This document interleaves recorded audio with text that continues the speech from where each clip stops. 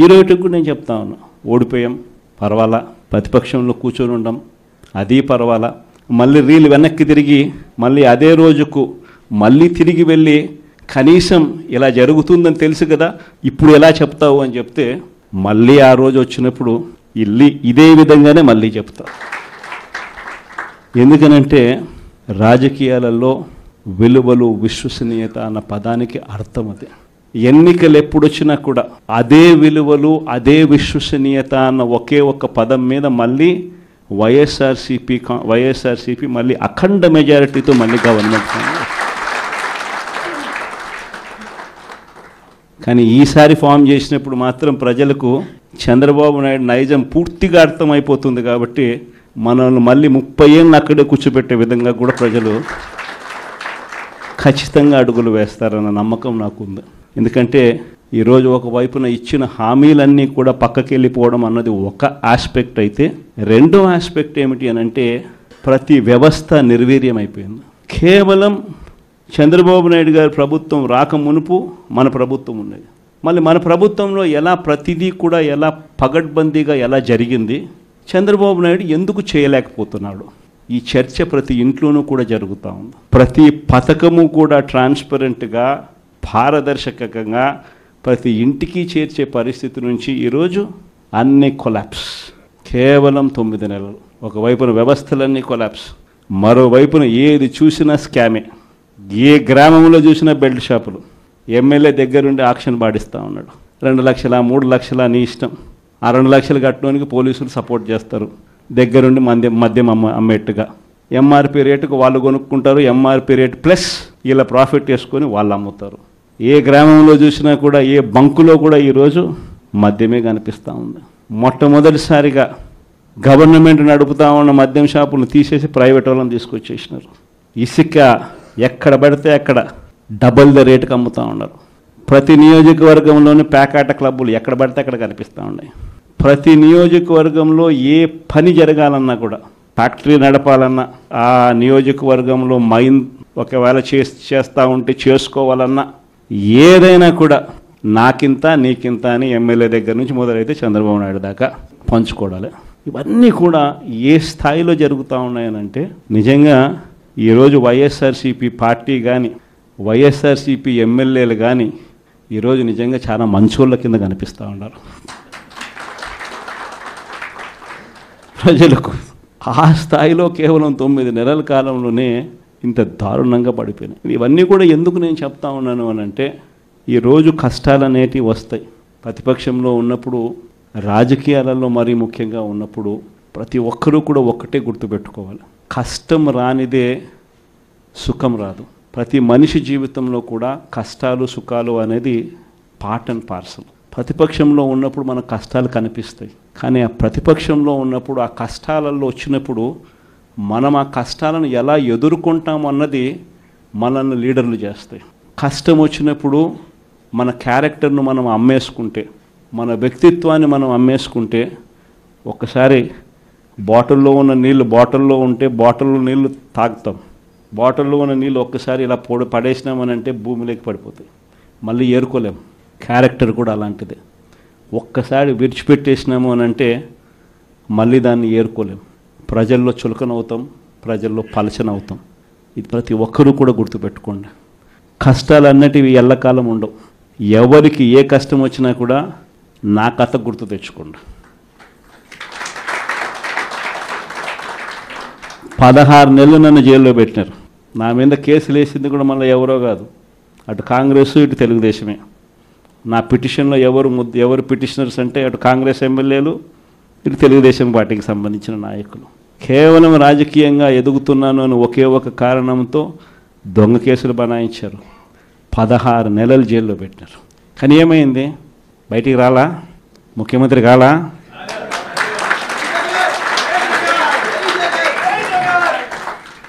ప్రతి ఒక్కరు ఇది గుర్తుపెట్టుకోండి. ఎవరికైనా ఇంతే. మహా చేస్తే వీళ్ళు ఏం చేయగలుగుతారు? దొంగ కేసులు పెడతారు, కాదండంలా బెదిరిస్తారు, కాదండంలా మహా అయితే 3 నెలలు లోపల వేస్తారు, అది కాదండంలా. కానీ ఏం చేస్తారు? 3 నెలల తర్వాత మళ్ళా వస్తాం, రెట్టించిన ఉత్సాహంతో మళ్ళీ పనిచేస్తాం.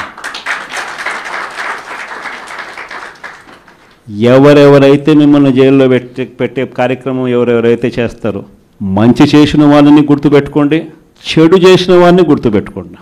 ఇద్దరిని గుర్తుపెట్టుకోమని చెప్తాను. ఊరికే చూస్తూ ఊరుకోం. వైఎస్ఆర్ కాంగ్రెస్ పార్టీ బ్రతుకుతుంది. వైఎస్ఆర్ కాంగ్రెస్ పార్టీ ఈ రాష్ట్రాన్ని ఏలుతుంది అని కూడా ఈ సందర్భంగా చెప్తాను.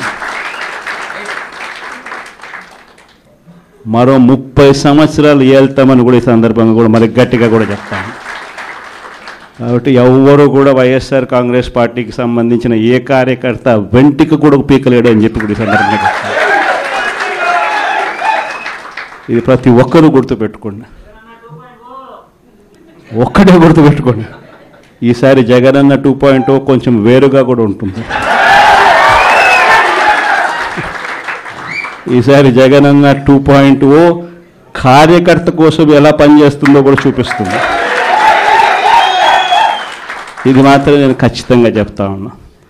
ఎందుకనంటే జగనన్న 1.0లో బహుశా కార్యకర్తలకు నేను అంత గొప్పగా బహుశా చేయలేకపోయి ఉండొచ్చేమో.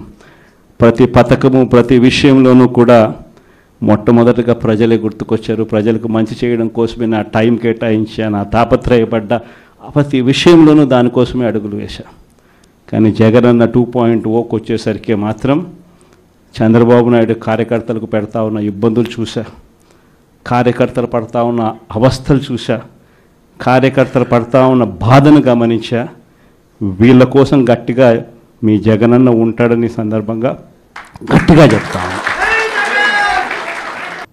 రాజకీయ విషయానికి వస్తే ఈరోజు జగన్ గారు కార్పొరేట్ సమావేశం ఏర్పాటు చేశారు. 2.0తో ఎలా ఉందో చూపిస్తాము. త్వరలో 30 సంవత్సరాల పాటు మానే అధికారులు ఉంటారు. పార్టీ బయటతుంది ఏపీలో బతికే ఉంటుంది. ప్రజలు ఇంకా 1.0 నుంచి కోలుకోలేకపోతున్నారు స్వామి. ఎంతమంది దళితులు చంపారండి, ఎంతమంది బడుగు బలహీన వర్గాలు చంపారు, ఎంతమంది మైనారిటీ సోదరులు చంపారు గత ప్రభుత్వంలో. ఇక్కడున్న నాయకులందరిపైన కేసులు పెట్టారు. ప్రజలకి స్వేచ్ఛ ఎక్కడుండేది గత ప్రభుత్వంలో? మేము బయటికి రావాలనుకుంటే మా గేట్లకే తాడు కట్టారు కదా అన్నాడు. నా పైన 23 కేసులు పెట్టారు, అటెంప్ట్ మర్డర్ కేసు పెట్టారు, ఎస్టీసీ కేసు పెట్టారు. శాశ్వత భూ హక్కు చట్టం అని తీసుకొచ్చి ప్రజల భూముల్ని కాజేయడానికి ప్రయత్నించారు. ప్రజలు మర్చిపోయారు అనుకుంటున్నారా? ఆయన ఎవరు మర్చిపోలేదు. ఎన్నికల ముందర కూడా నా ఎంట్రీగా ఎవరు పీకలేరు అన్నారు. ఏమైంది? ప్రజలు ఎవరు ఎన్ని ఎంట్రీలు పీకారో చెప్పండి. No, I am following the due process of the law. If I don't follow the due process of the law, tomorrow you will question me saying that this is vindictive politics. Madam is here. Immediately what you will say, you are vindictive in nature. I have to follow the due process of the law. See, together, Bharatiya Janata Party, Telugu Desam Party, Jansena Party, together, we spoke about illegal liquor, we spoke about illegal stand, we spoke about land mafia, and inquiries are going on. Liquor inquiries are going on. So let the process get completed. It will be followed by action because it is a promise you have made to the people. In almost 90 meetings, I spoke about my red book, sir. I showed my red book. People have endorsed my red book. Red book lo any chapter la bedi sir. Rajya Sabha కూడా ఏంటండి? రాజ్యసభ కూడా వైవిసి బారెడ్డి గుర్తు చేస్తున్నారు.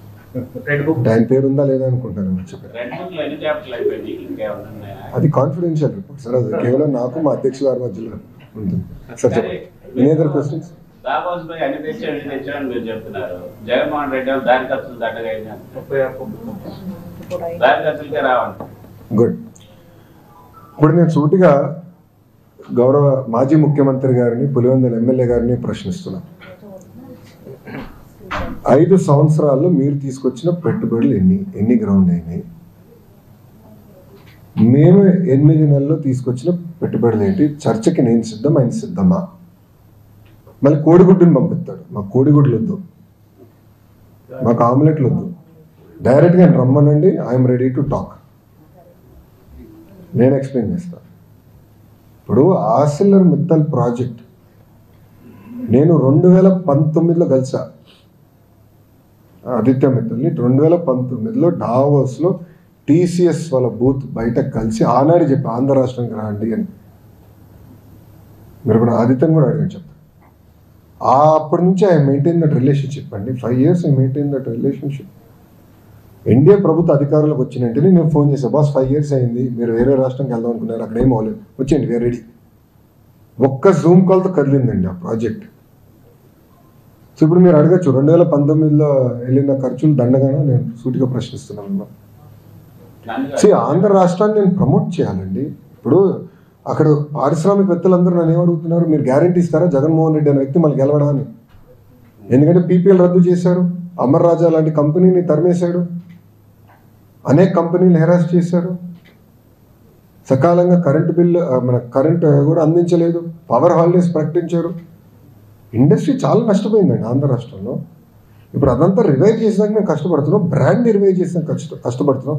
ఈరోజు మహారాష్ట్ర మాతో పోటీ పడుతుంది, తెలంగాణ మాతో పోటీ పడుతుంది, తమిళనాడు మాతో పోటీ పడుతుంది. చివరికి కేరళ మంత్రి కూడా డావోస్కి వచ్చి పెట్టుబడుల కోసం అంటే రాష్ట్రాన్ని ప్రమోట్ చేసినాక పోటీ పడుతున్నారు. మనం ప్రమోట్ చేయకూడదా మేము రాష్ట్రాన్ని? It is a responsibility, we will promote. అని మీరు చూస్తారు కదా రాబోయే 12 నెలల్లో మీకు ఎలాంటి పెట్టుబడులు రాబోతున్నాయి, ఎక్కడ వస్తాయో మీరు చూస్తారు కదా, అప్పుడు అడగచ్చండి. But I'm ready for the discussion, debate. 5 సంవత్సరాలు ఆయన ఏం తీసుకొచ్చారు, 8 నెలలు మేము తీసుకొచ్చాం. ఆయన తీసుకొచ్చిన కనుక 2x పెట్టుబడులు మేము తీసుకొచ్చాం. We have grounded the projects, we're moving exceptionally fast. Jagan నేతను మళ్ళీ రాడు అని వాళ్ళు హామీ అడిగినప్పుడు మీరు వాళ్ళకి హామీని ఇవ్వగలిగారు సార్? ప్రజలు నిర్ణయిస్తారు, మేము కష్టపడతాం. కానీ ప్రజలు కూడా గమనించాలి, ఈరోజు కొన్ని రాష్ట్రాల్లో అక్కడున్న భారతీయ జనతా పార్టీ ప్రభుత్వానికి 5 టర్మ్లు ఇచ్చారు. Gujarat amazing example. ఈరోజు స్టూడెంట్ డెవలప్మెంట్ ఏ స్థాయికి వెళ్ళిపోయింది. 5 termsలో their contribution to India's GDP has increased I think by almost 1.5% in 5 terms. Huge contribution. So consistency in government చాలా చాలా అవసరం. అది ప్రజలు గమనించాలి, గుర్తించాలి. ఈరోజు కేంద్రంలో 3వసారి ప్రధానమంత్రిగా నరేంద్ర మోడీ గారు వచ్చారు కనుకనే ఈరోజు పాలసీ కన్సిస్టెన్సీ ఉంది, పెట్టుబడులకు పెద్ద ఎత్తున వాళ్ళు ప్రోత్సహిస్తున్నారు. ఆ కన్సిస్టెన్సీ వల్ల ఈరోజు మనం బయటపడగలుగుతాం.